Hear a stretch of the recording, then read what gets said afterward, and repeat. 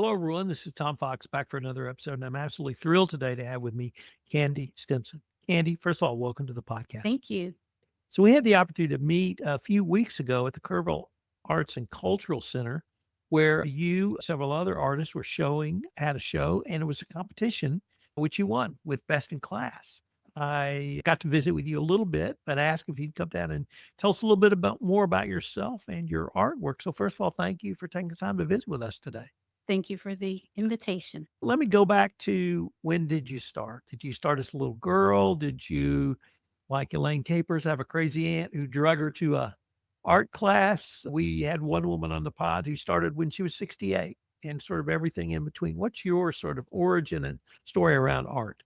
I think most kids love to play with art supplies, and even if it's just coloring.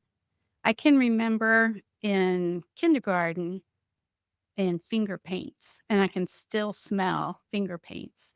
And it was just fun to hands on, smear it around, and play. And I think as children, that's such a great time to be exposed to art because we still know how to play.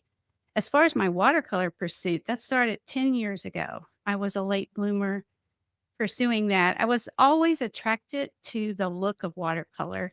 And then I found out about some group classes, and we were living in Colorado at the time. So I did weekly classes for a few months. And then from there, between YouTube, you can learn anything on YouTube, right? And then books, resources. There was also a few months that I worked with a painting coach, and I think that really helped with my growth because you get feedback. So you can be self-taught at something and think you're doing fine, but you don't know what you don't know. So the painting coach really was good. Weekly, we had an appointment. I would send him my artwork, my homework, and he lives in Northern California, but we just had a appointment and he would teach me how to see things and critique my work, and then he would critique my work. And he was a bit of a brute with critiquing, but it was wonderful. And I had so much growth there and still fall back on key points that I learned through that. And now I paint on a regular basis. I teach classes, workshops, and then probably the entering shows has been since we moved back to Texas almost 4 years ago. And I got involved in the local art community here in Kerrville. So Where'd you grow up? Victoria, Texas. And how long did you leave in Texas before you left? Did Oh, you go to high school at Victoria? yes. Born and raised in Victoria, got married there, had our first child, and I think we moved away probably in my early 30s, lived in New Orleans, Huntington Beach, California, came back to Texas. My husband worked for a while for Brown and Root Construction, so they moved us around. And then from there, decided to go to Colorado and spent a brief 24 years in Colorado. And but I got to Kerrville as soon as I could. So here I am. What part of Colorado? We lived in Castle Rock, which is in between Denver and Colorado Springs, Okay. and had the full Rocky Mountain range out our front door. So what brought you all to Kerrville? This is where, when we moved back, it was to be available to help more with our aging parents and closer to immediate family. And then we just said, all right, wherever we get jobs. And my husband landed a job at the Hill Country Hospital in Fredericksburg. What's your husband do? He's an accountant. Okay. And so tell us about, I've met a couple of artists who moved here 3 to 5 years ago, and they talked about how easy it was to sort of meet or integrate into the local art scene. Was that your experience, or did you dip your toe in it, or did you go full flung all foot, or how was that? I didn't even know there was this wonderful community here. And I came across a friend, someone that we actually knew when we lived in Colorado. And she moved back to Texas years before I did. And we just saw each other on Facebook. And she saw I had moved to Kerrville. And she said, I live in Kerrville. And we got together. And then she said, oh, I'm in this art club. And she started oil painting about the same time I did watercolor. So she invited me to the Kerrville Art Club meeting, and the rest is history. So tell us about your attraction to watercolor. I've met 2 or 3 artists who really specialize in that or are drawn to it. What's the attraction for you? It's a transparent medium. It's fluid. People that paint in other media, they'll say, "Oh, watercolor, that's so hard. I can't do watercolor," because you can't control it. Whereas I say, "Ooh, I love watercolor because you can't control it because it does its own thing, but you can guide it." It's kind of like herding cats at times, but you can get some detail as I like to paint detail, but I also like the loose fluid. And I think the first time I saw a video of someone painting, it was you wet the paper and then you mix up your pigments with water and then you just kind of drop it into the surface and you can even rock your paper around and it merges and does its own thing. And I just think it's beautiful because it isn't every stroke isn't applied with a brush. A lot of it is just dropped in and you let it do its thing. So Do you plein air paint? I don't, just because I have migraine issues and being out in the sunshine and different temperatures will give me a bad day. So I like the idea of it. And I have sat outside some just on a patio or something like that, but I haven't gotten involved in that. But I think it's a great way to paint and capture the atmosphere and everything in the scene that's in front of you. So I'm always interested in visiting with artists about their creative process. And so I'm a writer. And when I write fiction, typically I see the story in my head and I almost sort of report it on a typewriter or word processor now. How do you, what's your creative process? Do you see a scene and then uh, y- paint what you see in your head? Do you take pictures? Do you use other pictures from other mediums such as books or the television? Or what's your creative process, Candy? Some artists will get into a certain genre and that's their thing, and they'll market themselves with that. I paint whatever I connect with and whatever moves me and touches me. So it can be driving along and on a trip and I say, "Pull over." And my husband thinks something's wrong, but it's just, "No, back up. I need to take a picture of that scene because just something struck me." So I do better if I'm painting something I'm really moved or connected with, because then the whole experience of even just doing the painting, it's a joy. It really is. And I do occasionally paint pet portraits or some type of commission, and I struggle with them just in the sense of this wasn't my subject matter that I picked.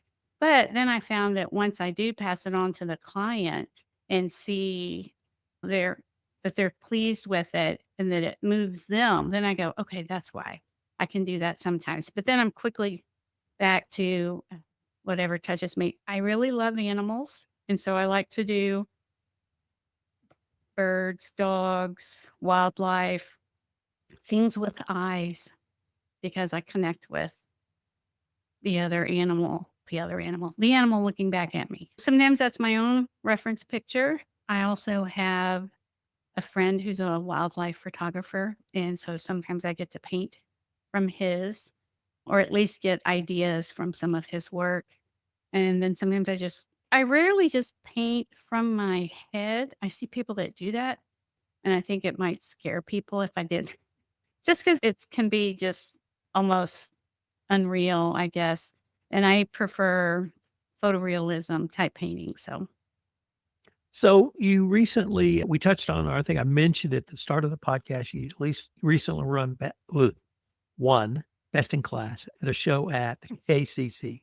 Could you tell us a little bit about that show, your entry, and do you have an example of the painting that won? So tell us all about that. yes, I entered 3 paintings. We can paint oh, that'd be great. I can show Up them if to you wanna. 3. Okay, we'll go in this order like that. Thank you. And there's one painting, it's a butterfly on a flower. That one placed 2nd in the category of floral and still life, and it's a watercolor batik, which is a different process that I just started on last summer. And then the second painting is called Ram Bam, and it's 2 rams running into each other. That one received a first place ribbon in the animal and wildlife category. And then the one that won best of show is called Sunset in Texas, and it's another watercolor batik, and it's trying to look like the shape of Texas in the foliage around, and then the sunset in the middle. That one I made up. So sometimes I do get a little creative. And I almost didn't enter it because it was an area on the painting that I felt like I was struggling with and just couldn't get it right. And my husband loves it. And I said, no, I'm not going to enter it. It just didn't. I didn't quite pull it off. And he goes, no, you have to enter it. And then it ended up winning. So now he thinks I'm supposed to listen to him more often. So We, I'm going to we have all to. think that. Yeah, I know. I bet even Andrew thinks that. No comment. Do you teach or participate in other groups here in Kerrville? Yes, I'm also in the Guadalupe watercolor group since it's watercolor. And we have a show coming up. I think at the end of March or beginning of April. I think it's the beginning of Where? April, but same place. the Art Center. KVCC? Great. Yeah. It's one of the things that struck me, and you touched on that a little bit earlier, is the vibrancy of the local art community. We just had a podcast recording with Daryl Beecham, who's the executive director of the Museum of Western Art, which of course is the top cowboy artist of America. But this podcast focuses on you and other local artists. Could you say a few words about the sort of local art scene and the vibrancy you've seen? Again, it was such a pleasant surprise getting here and discovering it. And I'm also in a group with Elaine on Mondays that we come together and we just paint. It's not a class. There's no instruction. Everyone's just bringing whatever they're working on. And being in the clubs, it takes a while to get to know people, and that's the case anywhere you go. But Kerrville is truly, genuinely a friendly, welcoming town. And I know they've been inundated with so many new people through the years, and I'm one of those, but I'm always running into people that are new here as well. So it's a great time to make connections with artists from all over the place. Good friends, very supportive of each other and encouraging for whatever level you're at with your art pursuit. Shows you can be really active and involved in a lot of opportunities. So Do you teach as well? I do.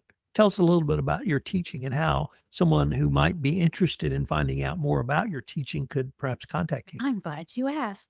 I have a class starting March 1st, this Saturday, beginner watercolor, and it's at the Art Center. They can go online to register for the class. It'll be for 4 Saturdays in March, 10:30 in the morning till 1 o'clock. Good basic instruction, no art experience required. We can work with people that are new to the idea of it. And I love teaching. Many years back, I used to teach dog obedience classes for 30 years. And so I love teaching and sharing so that people can get the most out of their dogs. And with this, teaching art and just trying to get people turned on to watercolor because I think it's a beautiful medium. And I do have people in class that continue on, and I've even seen some of my students do well in shows as they continue to develop their skills. And then I have some that just shake their head and go, no, thanks. Because it's not for everybody, but you get to try it out and experiment with it. And I've also done some demonstrations at the club meetings. I love sharing art information. Do you have a website or other social media platform that if someone wanted to look at your work, they could check it out? No? That's a great question. I've had people push me for a website. I've struggled with that just because I also get feedback from other artists that say their work gets stolen because there's just too much digital thievery out there. But I am looking into I share my artwork on Facebook with friends and family, and it's public. I don't have it down as my art account, but I'm considering adding one as well as Instagram because I have lots of artists I follow and I'm not good with any type of rude stuff. I'm trying to decide if I want to add that to something to maintain. Because to me, if you're going to do it, you need to really keep it active. So what do you say to the 8-year-old girl or 8-year-old boy who might be drawing, or to the 48-year-old woman or 48-year-old man who says, "I've always wanted to try that." What do you tell them? That's a great question. For kids, that's a wonderful time to pursue art and develop your skills and just play with it. For adults, it seems like there's a struggle as adults learning something new because we're used to being good at stuff by now. And so you then have to go to this level of really basic beginner and have your work look childish, I guess, amateurish. And for me, that's just part of the journey. And you have to accept that you may be bad at it for a while, but just keep learning and keep trying. And you're never too old to pursue art. And I think all of us have a God given creativity part to us. And if fine art is a way that you want to express it, then go for it. But it does take time. It's not an arts and crafts category. It's fine art and it does take time because you're trying to learn your drawing, composition, color mixing, color theory. There's a lot to it that you're learning all at once if you don't have an art background, but it's doable. It's a learnable skill. Well, Candy, unfortunately, we are near the end of our time for this episode, but I wanted to thank you again for taking the time to visit with me. It was lovely to meet you at the KCC, and congratulations again for all of your awards. I look forward to seeing what you come up with next. Thank you so much.